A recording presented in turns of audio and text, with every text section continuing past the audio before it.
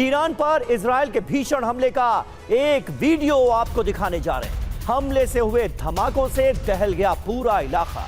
IDF की strike में ईरानी defence system को तबाह कर दिया गया। यह देखिए तस्वीरें।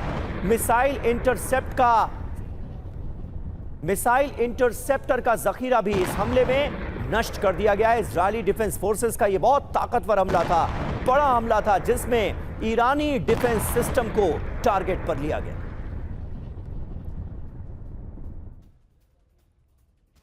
और ईरान पर बड़े हमले की तैयारी में था इजराइल। ट्रंप की धमकी के बाद नेतन्याहू ने अपना रुख बदला। ट्रंप ने कहा अकेले जंग लड़नी पड़ेगी। नेतन्याहू हमले रोकने के लिए इसी के बाद तैयार हुए। ईरान हमला नहीं करेगा तो हम भी नहीं करेंगे, ये कहा गया है।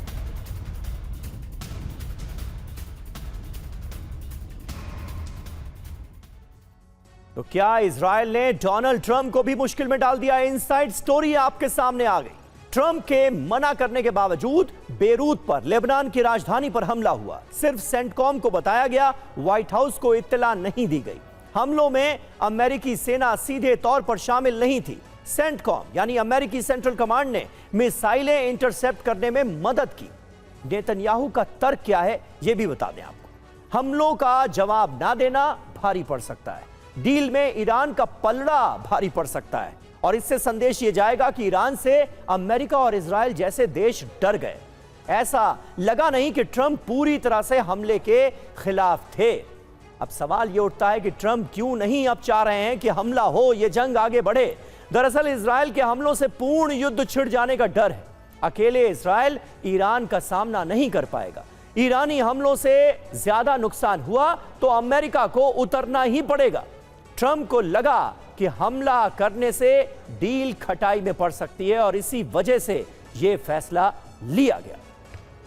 और अमेरिकी दुनिया की सुपर पावर इजराइल, अरब का सबसे शक्तिशाली मुल्क, वो देश जिसने अपनी स्थापना के बाद कई देशों को धूल चटाई। लेकिन ईरान की मिसाइल शक्ति के सामने अमेरिका और इजराइल दोनों ही बेबस नजर आते हैं। ईरान ने इजराइल के खिलाफ युद्ध का फ्रंट एक बार फिर खोल दिया है। ईरान ने एक के बाद एक 4 बार इजराइल पर मिसाइल हमले किए। ये हमले लेबनान पर एयर स्ट्राइक के प्रतिशोध के रूप में शुरू किए गए, जिसने अमेरिका और इजराइल की बादशाहत पर प्रश्न चिन्ह खड़ा कर दिया है।